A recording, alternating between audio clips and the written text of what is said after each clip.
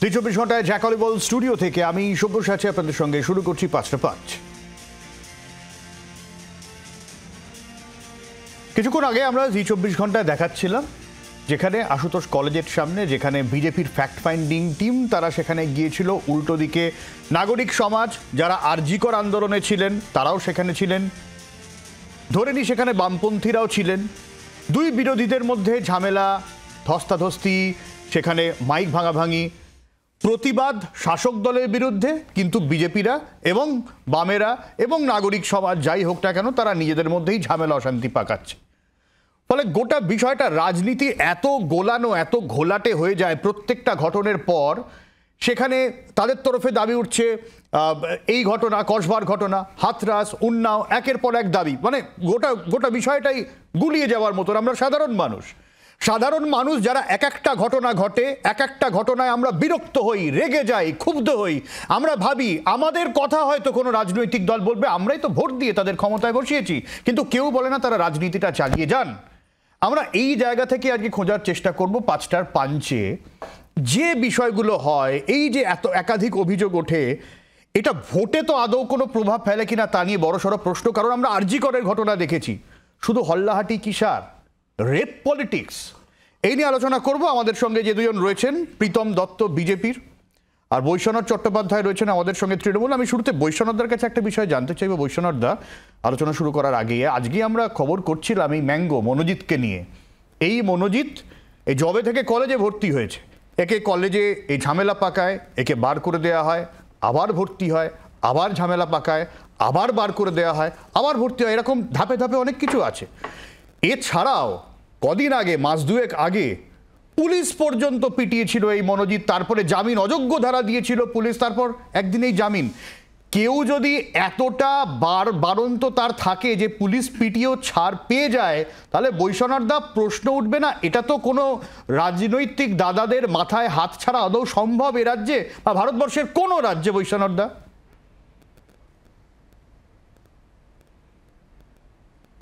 দেখুন, সাউথ ক্যালকাটা ল কলেজে যে ঘটনাটা ঘটেছে, মর্মান্তিক ঘটনা। পুলিশ অলরেডি 3 জন, পরে একজন, 4 জনকে অ্যারেস্ট করেছে।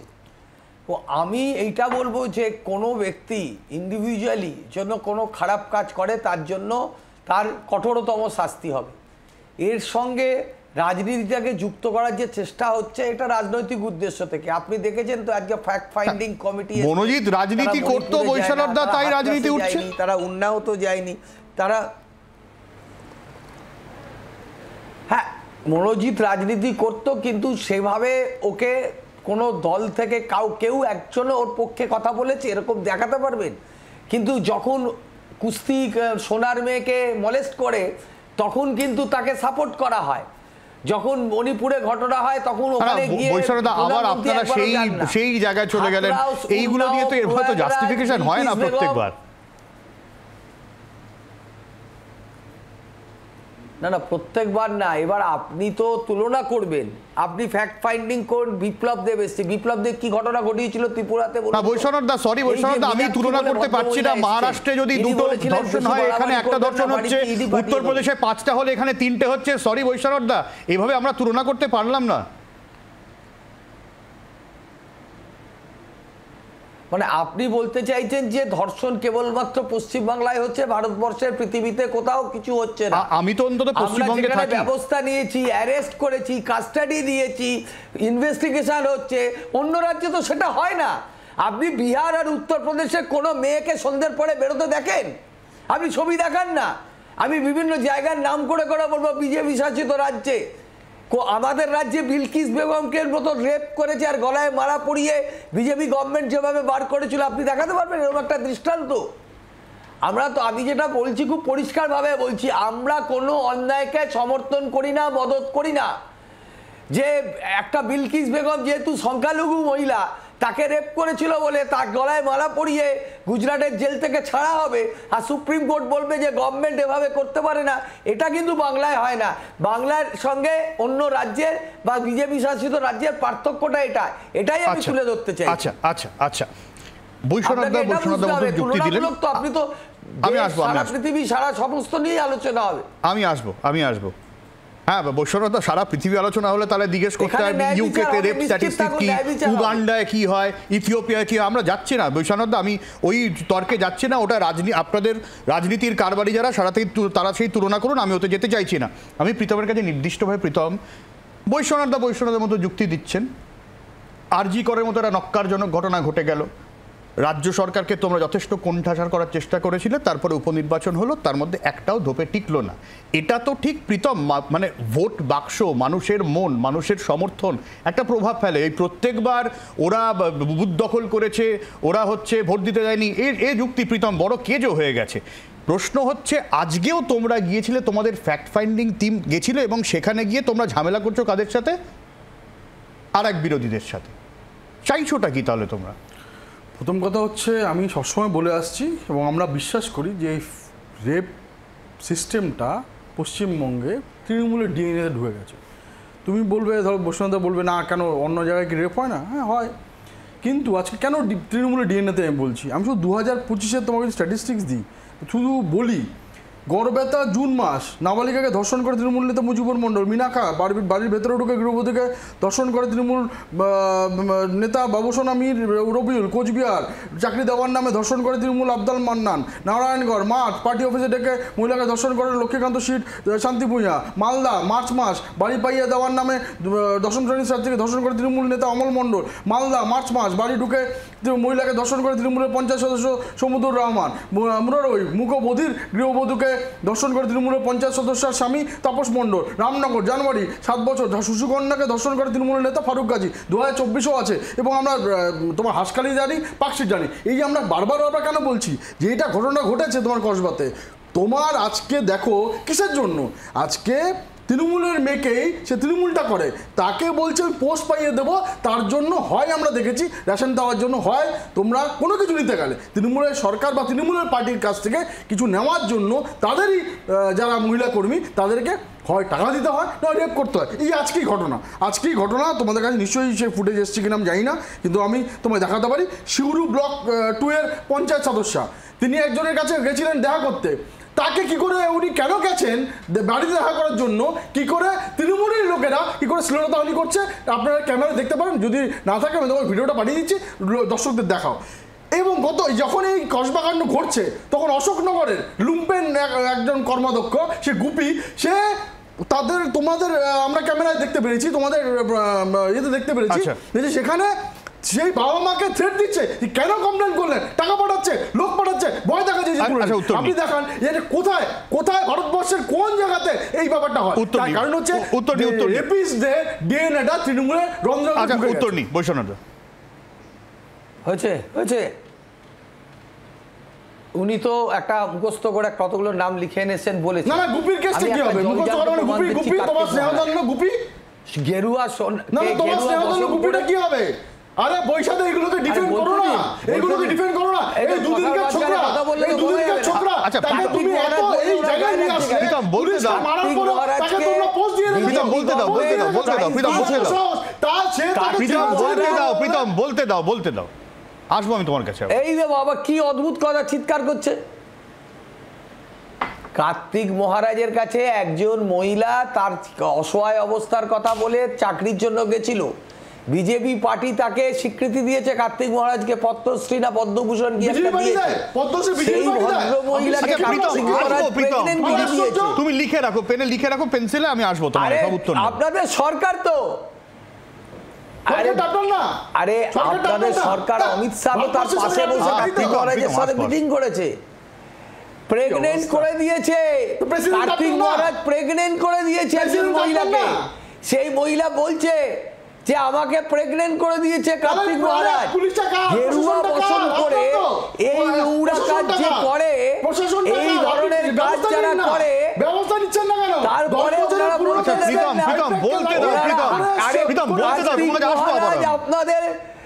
আপনাদের ব্লু আইড বয়। কার্তিক মহারাজ হলো প্রাইম মিনিস্টার আর ওই স্বরাষ্ট্রমন্ত্রীর খুব ঘনিষ্ঠ, শুভেন্দুর খুব প্রশংসা করে। সে একজন মহিলাকে প্রেগন্যান্ট করে দিয়েছে, ভদ্র মহিলা বলছে আমাকে ফোর্সফুলি অ্যাবর্শন করিয়েছে এই কার্তিক মহারাজ। আজকে হাতরাসেও তো ওরা, উন্নাওতেও তো ওরা, প্রয়াগরাজেও ওরা, বিলকিস বেগমেও ওরা, ওদের পার্টির কমরেড। আজকে বলুন তো কৈলাস বিজয়বর্গী কেন পশ্চিমবাংলায় আসে না? তিনিও আরএসএস এর একজন মহিলা মামলা করেছে, তার সঙ্গে জবরদস্তি করে তাকে রেপ করে, আর কৈলাস বিজয়বর্গী বাংলায় আসে না। এই হলো বিজেপির চরিত্র। ব্রিজমোহন যে সোনার মেয়েদেরকে, কুস্তিগিরকে তাদেরকে মলেস্ট করেছে, তারা কুস্তি সোনার মেয়েরা রাস্তায় বসে ওখানে দিল্লিতে মানুষ দেখেছে, দেশের মানুষ। ওদের ক্যারেক্টার, বিজেপির ক্যারেক্টার, ওরা মেয়েদের ভোগ্য বস্তু মনে করে।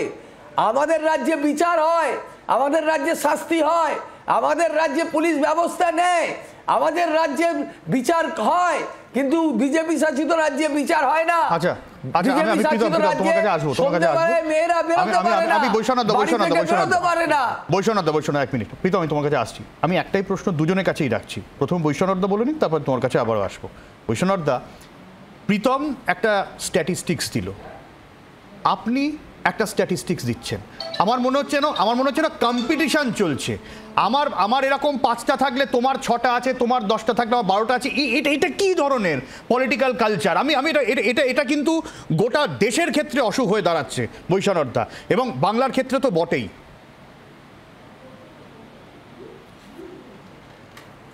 দেখুন, আমি একটা এখানে স্পষ্ট কথা বলি, সামাজিক ব্যাধি তো।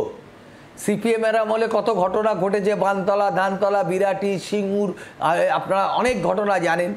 বিজেপি শাসিত রাজ্যে এতগুলো ঘটনা আপনাকে আমি বললাম।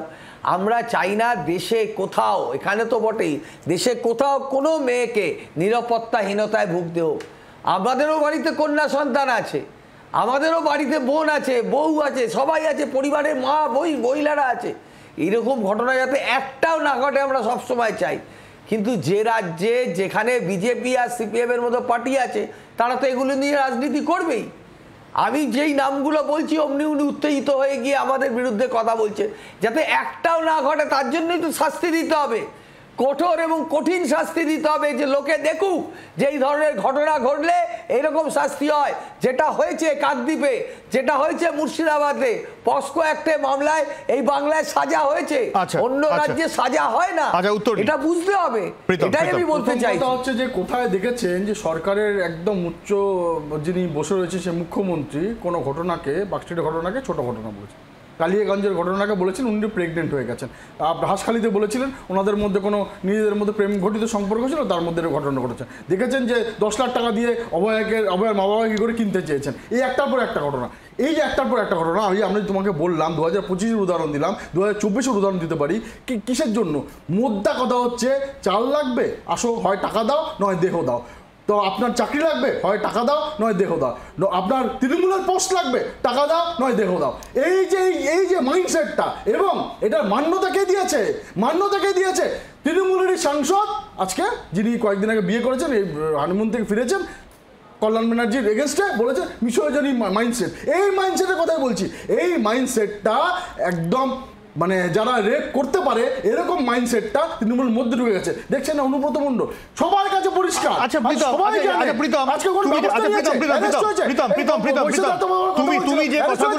তুমি যে কথাগুলো বলছো নিঃসন্দেহে শাসক দলের পক্ষে অস্বস্তিকর, কিন্তু প্রীতম তারপরেও তুমি যে এই বিষয়গুলো অভিযোগ তুলছো, সাধারণ মানুষ দেখছেন, সাধারণ মানুষের বিরক্তিতে গা রি করার কথা, তার প্রভাব তো আমি ভোট বাক্সে দেখছি না।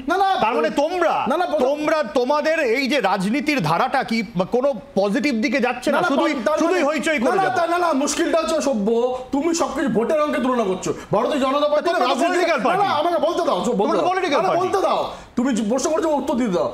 ভারতীয় জনতা পার্টি রাজনীতিরা ওই তৃণমূলের মতো লুম্পেনদের মতো টাকা পয়সা হিসাবে, আমরা সেবা হিসাবে পাবি, এটা আমাদের সামাজিক কর্তব্য। আমরা যদি শূন্যও থাকি, যদি জিরোও থাকি, তাহলেও যেটা সামাজিক ব্যাধি যেটা তৃণমূলের মধ্যে সঞ্চারিত হচ্ছে, যেটা সরকারি আজকে বদান্যতায়, আজকে কোনো এত সাহসে আজকে কোথাও রাজ্য করে, নাহলে সাউথ কলকাতার কলেজের মধ্যে আজকে যেভাবে ডেকে এনে রেপ করা হচ্ছে এবং তাদের মার্ডার করা হচ্ছে, ভাগ্যে সে মেয়েটা মনে যায়নি, নাহলে এটাও সব গায়েব হয়ে যেত। তো সুতরাং এই যে মাইন্ডসেট, এইটার জন্য ভারতীয় জনতা পার্টি লড়বে, এবং তার জন্য আমরা বারবার বলছি যে আলটিমেট এই মাইন্ডসেটকে, এই যে তোমাকে এত পরিসংখ্যান দিলাম, 2025 সাল, 2024-ও দিতে পারি, 2023-ও দিতে পারি, তার প্রত্যেকটা যে বুথ সভাপতি থেকে শুরু করে আপনার পার্টির প্রেসিডেন্ট বীরভূমের, আপনার নাহলে এমপি, তারা নিজেরা বলছে। তো সুতরাং দেখছেন না এই যে মাইন্ডসেটের কথা বলছি, এটা এই জন্যই তো বলছি যে আজকে তোমার এই প্রোগ্রামে এসে তো কথা বলার কিসের জন্য, যে মানুষ জাগবে, মানুষ দেখছে বলে দলের আরো অনেক তালিকা বার করে দিচ্ছে। আজকে কলকাতা রাস্তা নামছে, কেউ কোনো ব্রেক চালায়, আমরা দেখেছি তোমার 16 আগস্ট রাত দখলের যারা রাত দখল করছে ঝামেলা করছে। সুতরাং না কে কার সাথে ঝামেলা করছে তুমি পুলিশ কি করছিল, তার পুলিশ একদম মানে তোমার ওখানে মুখোপাধ্যায়ের অপসর হচ্ছে, পুলিশের কাজ তো আইনের ব্যবস্থা দেওয়া, সবকে ঠিকঠাক করে নিয়ে যাওয়া পুলিশের কাজ। পুলিশ কি করছিল? আর এবং এই যে যারা কথা বলছে বামফ্রন্টের লোকজন, সিপিএমের লোকজন, তারা তো তৃণমূলই বারবার নামিয়ে দেয় এদেরকে, তৃণমূলে না এদের হচ্ছে বি পার্টি। এই তোমার এখানে কিছু লোকজন আছে কয়েকদিন আগে নৌপুট্টু বিজেপি করতো, যাদবপুরে লাফাতো, আজকে সে এখানে এসেছে তোমার তৃণমূলের মুখপাত্র হয়ে গেছে, বিশাল বিশাল পোস্ট পেয়ে যাচ্ছে। তোমার বৈশাখারও সেই নীলবাতিনি, তারা নীলবাতিনি ঘুরে। তো সুতরাং বৈশাখারও ভাবা উচিত যে কোন পার্টিটা করছে, কোন পার্টি করছে। এবং মদন মিত্র কি বলেছে যে না আমরা কোনো সিকিউরিটি দিতে পারবো না, সেই জন্য কেউ যাওয়ার আগে তৃণমূলের পার্টি অফিসে আগে বলতে হবে। মানে ভাবুন স্বাধীনতা কোথায় চলে গেছে। আজকে নবান্ন থেকে নোটিশ হচ্ছে যে কোনো মেয়েদের কাজ করতে যাবে না। আমরা বলেছি আপনারা সিকিউরিটি দিতে পারছেন না, নিজেরা উত্তর নেই বৈশাখার দা।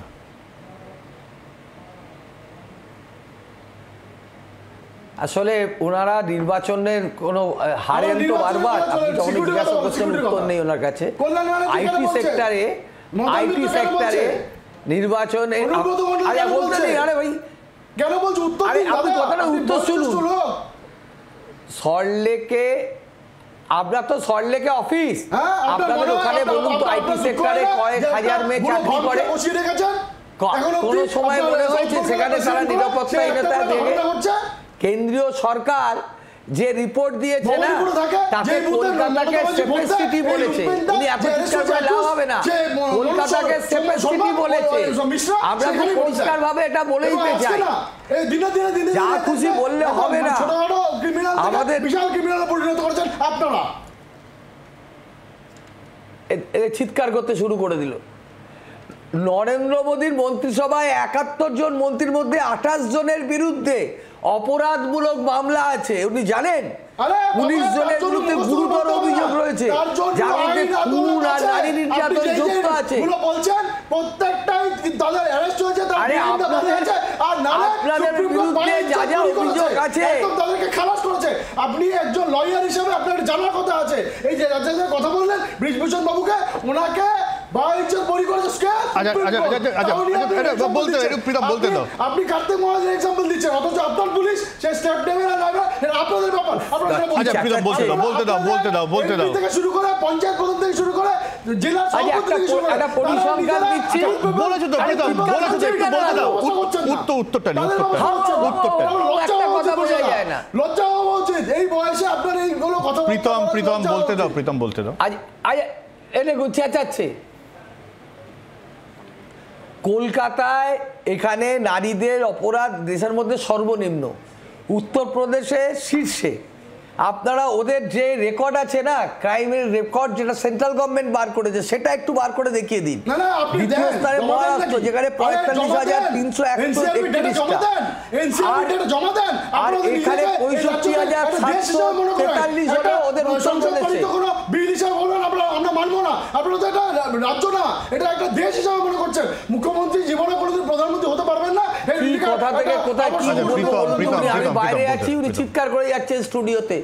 আমি যখনই পরিসংখ্যান দিচ্ছি, উনি পরিসংখ্যান দিয়ে বলুন না যে ওনাদের উত্তরপ্রদেশে হয়নি, ওনাদের মহারাষ্ট্রে হয়নি, ওনাদের গুজরাটে হয়নি, উনি তো দেখান না সেটা। 2024 না, বৈশাখে পরিসংখ্যান চাইছেন 2024-এ তৃণমূলী এত চিৎকার করে লাভ হবে না, সেই সিট কমে যাবে। পরিসংখ্যান 2026-এ এত কথা বলছেন না, মানুষ এই জন্য আপনাদের রিজেক্ট করে। একদম নিপাত করে, যতবার ইলেকশন হচ্ছে ততবার হেরে যাচ্ছেন এই জন্য। একদম শিওর থাকুন। আরে আপনাদের তো ওই শিওর থাকুন, আপনাদের কি বলবো, আপনাদেরকে বলুন স্মৃতি ইরানি নির্লজ্জভাবে ধর্ষণ হওয়া একজন নারীর ছবি দেখিয়েছিল সংসদে। আপনি মানুষের মন জয় করতে পারবেন না, ফায়দা তোলার জন্য আজকে কাটুয়া এবং বিলকিস বানো ধর্ষণ মানে বিজেপি নেতারাই গলা পড়িয়েছে, সিকিউরিটি কিনতে পারবেন না আজকে। আচ্ছা প্রীতম বলতে দাও, প্রীতম রেপ করে গেছে তাকে, প্রীতম বলতে দাও, চিফ মিনিস্টার প্রীতমের মাথাটা গেছে, প্রীতম বলতে দাও, প্রীতম বলতে দাও। আরে প্রীতম মাথাটা দেখাও, এত করে বলছো কিন্তু মানুষ তো তোমার কথা গ্রহণ করছে না, তোমাদের পার্টিকে রিজেক্ট করছে, কারণ তোমরা বিলকিস বেগমের তোমাদেরকে মানুষ রিজেক্ট করছে বারবার। তোমাদের এই মিথ্যে ন্যারেটিভ, এই যে ভুল তথ্য, তোমাদের যেখানে প্রথম উত্তরপ্রদেশ, সেকেন্ড মহারাষ্ট্র, তুমি তার উত্তর দিতে পারছো না। মণিপুরে উলঙ্গ করে ট্রাইবাল কন্যাকে রাস্তায় হাঁটিয়েছে বিজেপি সরকারের লোকেরা। দিঘাতে ভিড় হয়নি হালাল মিষ্টি দিয়ে তুমি কি বলতে চাইছো বলো, তাহলে কিছুক্ষণ বলে না তারপরে বলছো না, বলছেন না উনি তো বললেন আমাকে এক্সাম্পল বলো, বলছো না তো বলো। এ মাথা বলতেই দেবে না, মানে নিজেদের কথা যুক্তি দাঁড় করাতে পারছে না। এখানে যে ঘটনা ঘটেছে কন্ডেম করছি আমরা, অ্যারেস্ট হয়েছে, দেখো তার পানিশমেন্ট হবে, কিন্তু তোমরা দেখাও যে তোমাদের রাজ্যে যারা এটা করেছে তাদের পানিশমেন্ট হয়েছে, উল্টে তোমরা রেপিস্টদের ছেড়ে দিয়েছো গুজরাটে, তোমরা ছেড়ে দিয়েছো মণিপুরে, তোমাদের ডবল ইঞ্জিন সরকারের আমলেই হয়েছে। ওনাকে সুপ্রিম কোর্ট, আরে আপনাদের এই মৌলিক পার্থক্যটা বুঝতে হবে। ইজ্জতের সাথে ওনাকে, আচ্ছা প্রীতম ডেটা না থাকলে আমার কিছু করার নেই, কিন্তু কোন দেশে প্রধানমন্ত্রী থেকে শুরু করে কোন মুখ্যমন্ত্রী আপনারা যদি ধর্ষণ করেন তাহলে সেটা প্রবলেম ছিল, কেউ বলেনি যে কালে আমাদের। প্রীতম আমার সময় একদম শেষ, তোমাকে আমি 1 মিনিট বলতে দেবো, বৈশ্বনাথ দা 1 মিনিট বলুন, কোনো ইন্টারাপ্ট করবে না। বৈশ্বনাথ দা, আমার কথা হলো যে পশ্চিম বাংলায় আইন শৃঙ্খলা সারা ভারতবর্ষের মধ্যে প্রশংসিত। এখানে কলকাতাকে সেফেস্ট সিটি বলেছে কেন্দ্রীয় সরকারের রিপোর্ট অনুযায়ী। এখানে একটা ইনসিডেন্ট হয়েছে, সেখানে পুলিশ ব্যবস্থা নিয়েছে, অ্যারেস্ট করেছে, তাদের কারা কাস্টাডিতে আছে, তাদের বিচার হবে, তাদের শাস্তি হবে। আর বিজেপি পার্টি যাদের শাস্তি হয়ে গেছিল, সেই শাস্তি হওয়া লোকগুলোকে বিলকিস বেগমকে ছাড়িয়েছে গুজরাটে, মালা পরিয়েছে, ওরা হাতরাস করেছে, ওরা উন্নাও করেছে, ওরা প্রয়াগরাজ করেছে, ওরা গুজরাট করেছে, ওরা মণিপুর করেছে। বিজেপি পার্টি সারা সমস্ত জায়গায় এই ধরনের ঘটনা ঘটিয়েছে, আর এখানে এসে ওদের ফ্যাক্ট ফাইন্ডিং টিম ঘুরে যাচ্ছে, যারা নিজেরা আমার সময় একদম শেষ, আমার সময় একদম শেষ। অনেক ধন্যবাদ বৈশ্বনাথ দা, অনেক ধন্যবাদ প্রীতম। আমরা এটুকু বোঝা যাচ্ছে যে আমরা স্ট্যাটিস্টিক্স, আমরা শুধুমাত্র পরিসংখ্যান, এবং এই পরিসংখ্যান হয়ে থেকে আমরা সরকার, শাসক, বিরোধী এদের মধ্যে ফুটবল হয়ে থাকবো, আর এরকম তরজা চলতে থাকবে। ফিরে আসছি বিরতির পর, সঙ্গে থাকুন।